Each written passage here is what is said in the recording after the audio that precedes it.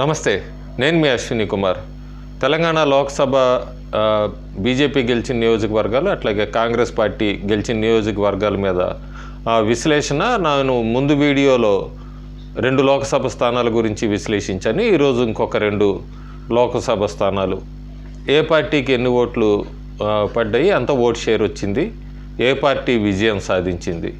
అయితే ముందుగా హైదరాబాద్ లోక్సభ స్థానం గురించి. హైదరాబాదు పార్లమెంటు మీద ఈసారి బీజేపీ బాగా ఫోకస్ పెట్టిందని చెప్పి ఎన్నికల ముందు నుంచి కూడా ఒక మహిళ మాధవీలతని తీసుకొని రావటము, ఓవైసీ కంచుకోటను ఎట్లాగైనా బద్దలు కొట్టాలని బీజేపీ ఖచ్చితంగా ఈసారి హైదరాబాదులో జెండా ఎగరేయాలంటూ కూడా అన్ని ప్రయత్నాలు చేసింది. అట్లాగే అమిత్ షా రావటము, భారీ బహిరంగ రోడ్ షో నిర్వహించటం, మొట్టమొదటిసారి అంత పెద్ద రోడ్ షో కూడా హైదరాబాద్ పార్లమెంట్ నియోజకవర్గంలో బీజేపీ నిర్వహించడం, మధ్యలో కొంత కాంట్రోవర్షియల్ అవ్వటము, మాధవీలత విల్లు ఎక్కిపెట్టిందని ఒక ప్రార్థనా మందిరం వైపు అని చెప్పి కేసులు, అట్లాగే ఇవంతా కూడా నడిచింది క్యాంపెయిన్. అప్పుడు చాలా పెద్ద మ్యాగ్నెటిక్ హైపో అన్నీ కలిసిన క్యాంపెయిన్, ఎలక్ట్రిఫైయింగ్ క్యాంపెయిన్ అనొచ్చు, ఇవన్నీ కూడా నడిచింది. క్లియర్గా అయితే క్యాంపెయిన్ నడిచినంత టైం అంతా కూడా ఏఐఎంఐఎం వర్సెస్ బీజేపీయే పోటీ ఉంటుందనేది అయితే తేలిపోయింది. కాంగ్రెస్ అక్కడ అభ్యర్థిని నిలబెట్టింది, అయినా కూడా పెద్ద పోటీ ఉండదని తెలిసింది. ఎంఐఎం కూడా ఒక టైంలో ఓవైసీ సోదరులు నిజంగానే ఓడిపోతున్నామని చెప్పి వాళ్ళకి అంత అనుమానం వచ్చి కూడా మమ్మల్ని తర్వాత చంపుతారు సెంటిమెంట్గా కూడా మూవ్ అయ్యారు. వాళ్ళు అన్ని రకాల అస్త్రాలు ప్రయోగించారు. పోలింగ్ రోజు కూడా పొద్దునంతా కూడా ఓటర్స్ రావట్లేదని వాళ్ళ వర్గం వాళ్ళ ఓటర్స్ని ఇంటింటికి తీసుకొని వచ్చి పోలింగ్ బూత్కి ఓట్లు వేయించారు. సాయంత్రం పూట అంతా కూడా రిగ్గింగ్ యథావిధిగా జరిగింది చాలా బూతుల్లో. మాధవీలత దాని మీద ఈసీ కంప్లైంట్లు ఇచ్చారు, వీడియో ప్రూఫ్స్తో అంతా కూడా ఇచ్చారు. అయినా కూడా తర్వాత పెద్ద చర్యలు ఏమీ కనబడలేదు ఈసీ వైపు నుంచి కూడా అంతా. సో ఎలక్షన్లు అయిపోయినాయి. ఓవైసీ తిరిగి తన కంచుకోటని నిలబెట్టుకున్నారు. హైదరాబాద్ మళ్ళీ ఒకసారి ఎంఐఎం అనొచ్చు, ఓవైసీఏ మళ్ళీ ఎంపీగా గెలిచారు. అయితే అక్కడ పోలైన ఓట్లు కానీ ఓట్ షేర్లు అన్నీ చూసుకుంటే కనుక ఎంఐఎంకి 6,61,981 ఓట్లు పోలైనవి, 61% పోలైంది. గతం కన్నా కూడా ఎక్కువ పడింది ఈసారి, అంటే 2019 కన్నా కూడా.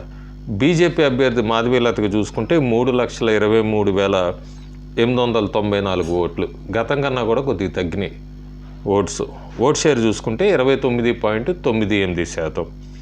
కాంగ్రెస్కి 62,962 ఓట్లు పోలైనవి, 5.83% ఓట్ షేర్.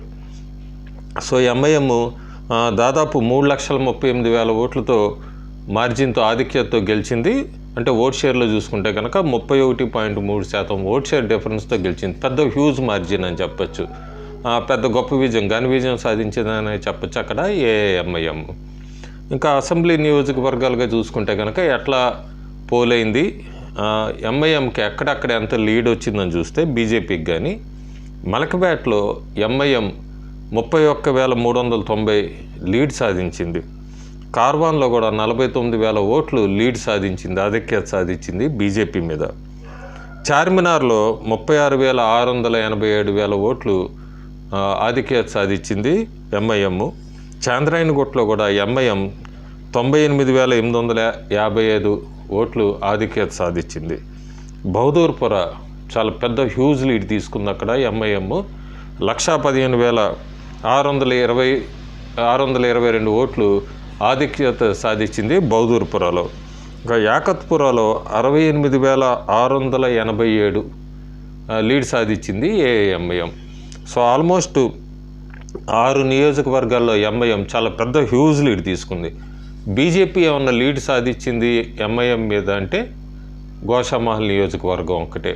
గోషామహల్ నియోజకవర్గంలో బీజేపీకి 61,000 ఓట్లు ఆధిక్యత వచ్చింది, కానీ అవి ఎక్కడా కూడా ఈ చాంద్రాయణగుట్ట, బహదూర్పుర అయితే 1,15,000, అట్లాగే చాంద్రాయణగుట్ట అయితే దాదాపు 1,00,000, అంటే 98,000 చిల్లర.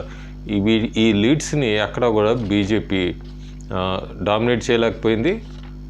గోషామహల్ కూడా సిట్టింగ్ ఎమ్మెల్యే రాజాసింగ్ అక్కడ ఆ నియోజకవర్గంలో కొద్దిగా హిందుత్వ అనేది ఎక్కువ వినబడే హైదరాబాద్ పార్లమెంట్ నియోజకవర్గాలు అక్కడ మాత్రం 61,000 ఓట్లు సాధించింది బీజేపీ. సో మొత్తానికి ఏఐఎంఐఎం మళ్ళీ విజయకేతనం ఎగురవేసింది. లోక్సభ నియోజకవర్గం ఓవైసీ మళ్ళీ ఎంపీగా గెలిచారు. ఇంకా నెక్స్ట్ది కరీంనగర్ నియోజకవర్గం. కరీంనగర్ నియోజకవర్గంలో కూడా తెలంగాణ మాజీ బీజేపీ అధ్యక్షుడు బండి సంజయ్ 2019 సిట్టింగ్ ఎంపీ మళ్ళీ ఆయనకే ఇచ్చారు. ఆయనకి ఇచ్చినప్పుడు మాత్రం సికింద్రాబాద్కి ఎట్లా రూమర్స్ వచ్చినాయో, స్పెక్యులేషన్స్ వచ్చినాయి, అట్లా కూడా ఒక వర్గం అయితే బండి సంజయ్ మీద దాదాపు అసెంబ్లీ నియోజకవర్గాలంతా కూడా కాంగ్రెస్ గెలుచుకుంది. బండి సంజయ్ మీద కూడా కొద్దిగా యాంటీ ఇంకంబెన్సీ ఉంది. ఈ టైప్లో ఒక రకమైన స్పెక్యులేషన్స్ తీసుకొచ్చారు ఎలక్షన్లకు ముందు వరకు. కానీ బండి సంజయ్ ఎప్పుడైతే ఆయన క్యాండిడేట్ అభ్యర్థిత్వాన్ని ఢిల్లీ నాయకత్వం ఖరారు చేసిందో ఆయన ప్రచారాన్ని అయితే ఇవేం పట్టించుకోకుండా ముందుకు వెళ్ళారు. ప్రచారంలో కూడా కొన్ని చోట్ల ఉద్రిక్త పరిస్థితులు కూడా కాంగ్రెస్ వర్సెస్ బీజేపీ కొన్ని చోట్ల ఉద్రిక్త పరిస్థితులు కూడా అప్పుడు నడిచినాయి. కానీ తర్వాత అంతా పోలింగ్ రోజు అంతా ప్రశాంతంగానే జరిగింది.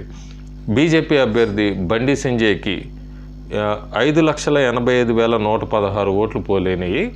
అంటే దాదాపు 44.57% ఆ రోజు పోలైన దాని ప్రకారం.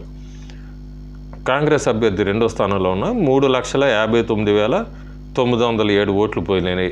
27.41% ఓట్ షేర్ సాధించింది. బీఆర్ఎస్ 2,82,163 అంటే 21.49% ఆ రోజు ఓట్లు పోలేని దాని ప్రకారం 21.49% ఓట్ షేర్ సాధించింది. బీజేపీ బండి సంజయ్ 17.16%తో ఓటు అంత డిఫరెన్స్తో గెలిచారు. అంటే దాదాపు 2,25,209 ఆధిక్యతతో గెలిచారు. అంటే 2019 కన్నా కూడా కొద్దిగా భారీ ఆధిక్యతతోనే గెలిచారు బండి సంజయ్. ఇంకా అట్లాగే అసెంబ్లీ నియోజకవర్గాలుగా చూసుకుంటే కనుక ఏ పార్టీ అక్కడ ఆధిక్యత సాధించిందంటే కరీంనగర్లో మాత్రం బీజేపీకి 59,372 లీడ్ వచ్చింది. చొప్పదండిలో కూడా బీజేపీకి 53,798 ఆధిక్యత సాధించింది. వేములవాడలో బీఆర్ఎస్ ఉంది సెకండ్ ప్లేస్లో. అక్కడ బీఆర్ఎస్ మీద బీజేపీ 43,572 ఆధిక్యత సాధించింది వేములవాడలో. సిరిసిల్లో కూడా సెకండ్ ప్లేస్ బీఆర్ఎస్ వచ్చింది. బీజేపీ సిరిసిల్లో కూడా 6,748 ఓట్ల ఆధిక్యత సాధించింది బీఆర్ఎస్ మీద. ఇంకా మళ్ళీ మానకొండూరులో మళ్ళీ కాంగ్రెస్ ఉండే. కాంగ్రెస్ మీద బీజేపీ 24,513 ఓట్లు ఆధిక్యత సాధించింది. హుజూరాబాద్లో కూడా కాంగ్రెస్ మీద బీజేపీ 22,974 ఓట్ల ఆధిక్యత సాధించింది. ఇంకా హుస్నాబాద్లో కూడా కాంగ్రెస్ మీదే కాంగ్రెస్ సాధించింది.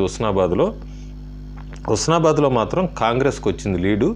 23,128 ఓట్ల ఆధిక్యత కాంగ్రెస్ సాధించింది అక్కడ.